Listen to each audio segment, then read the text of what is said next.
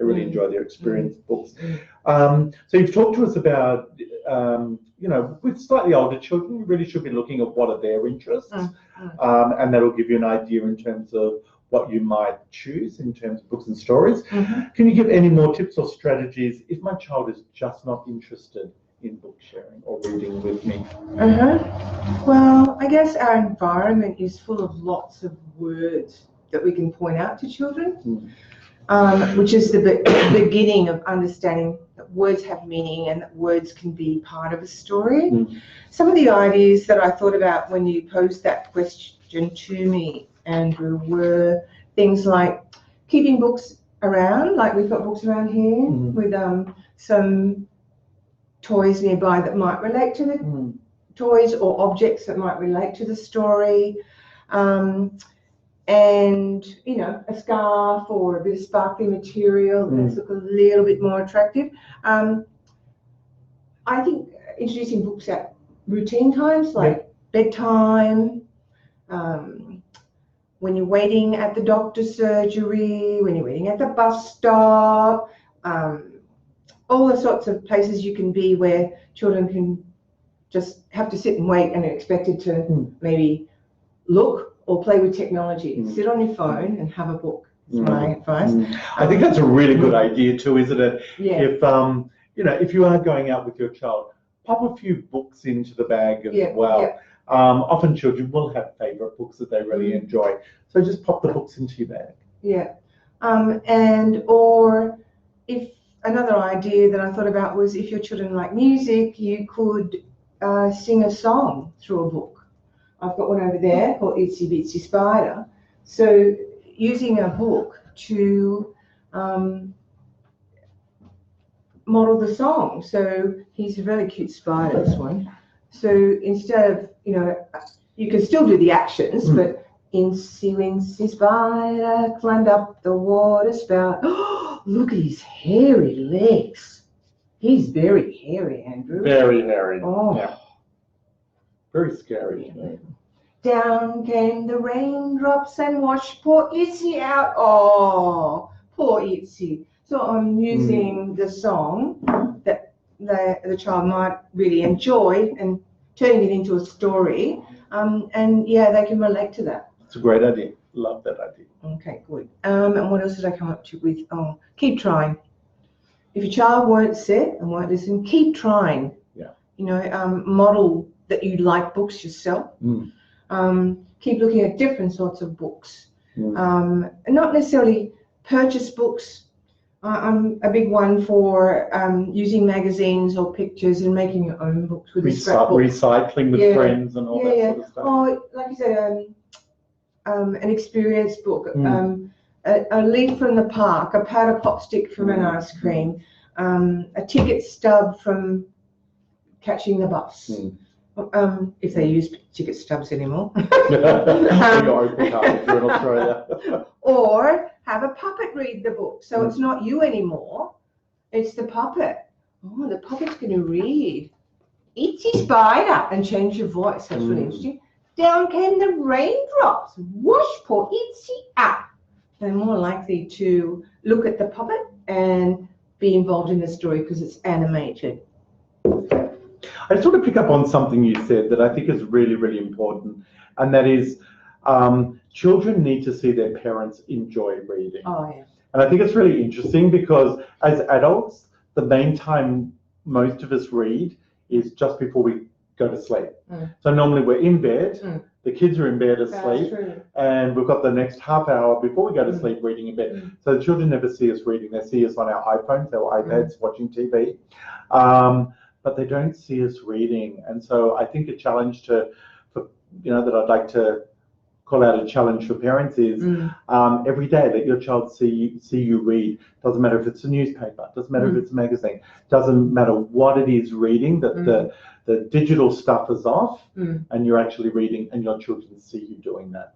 Yeah, I think that's a really great point, And the train on the way in, I was watching the families on the train, and everybody had smartphones, just like you're suggesting, and those parents were either on their smartphone or sharing a smartphone with their child. Yeah.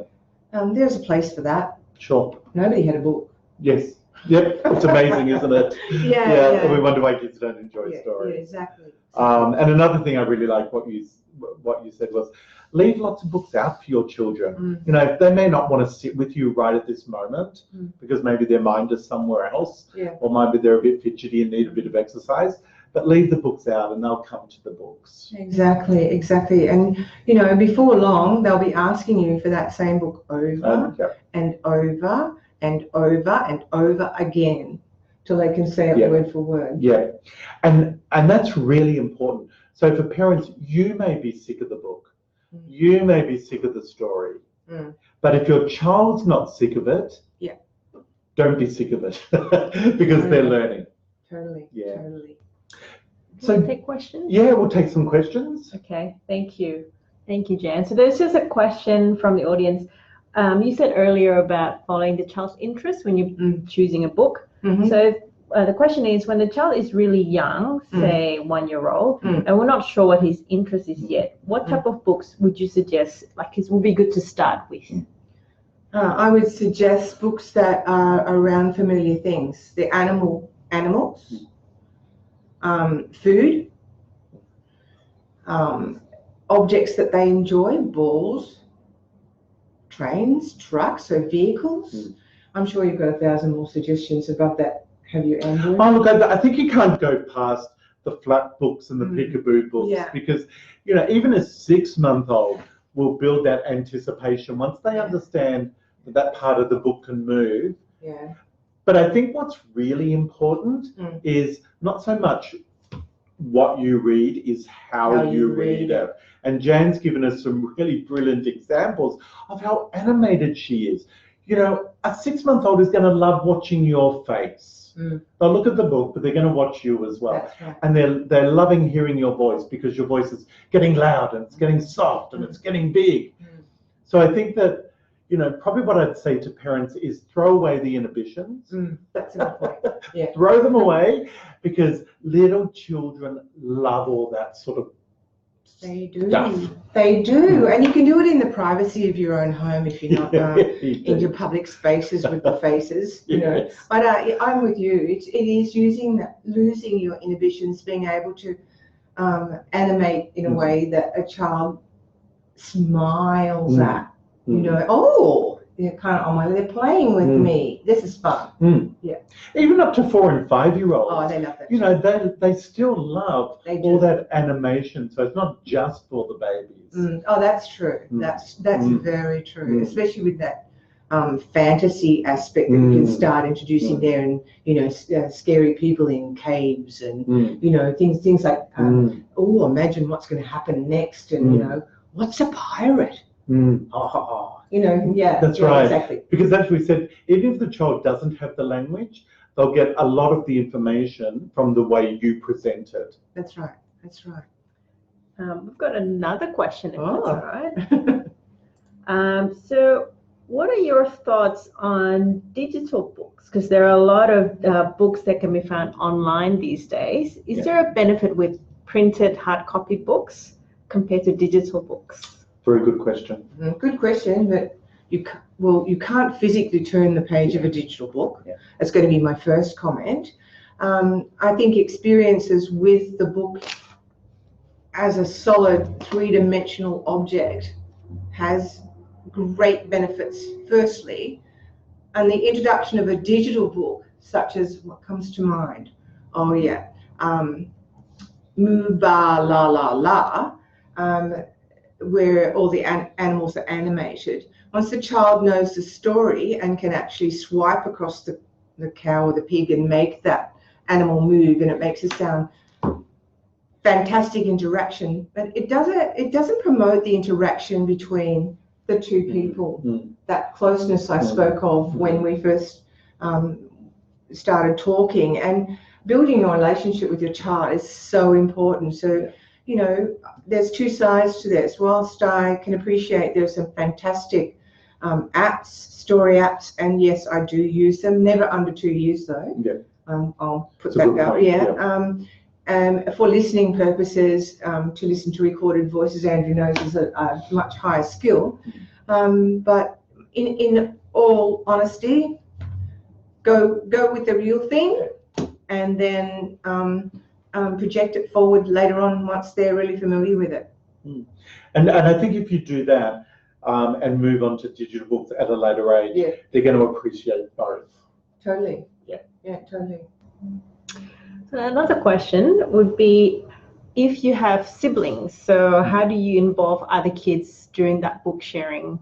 At home or in the car, like how would you involve other kids during that activity? Yeah, sit on. Okay. Come on, everybody. Come on, let's all sit together. Moving close. Are you all comfortable? Okay, we're going to look at today. We're going to share George's book all together.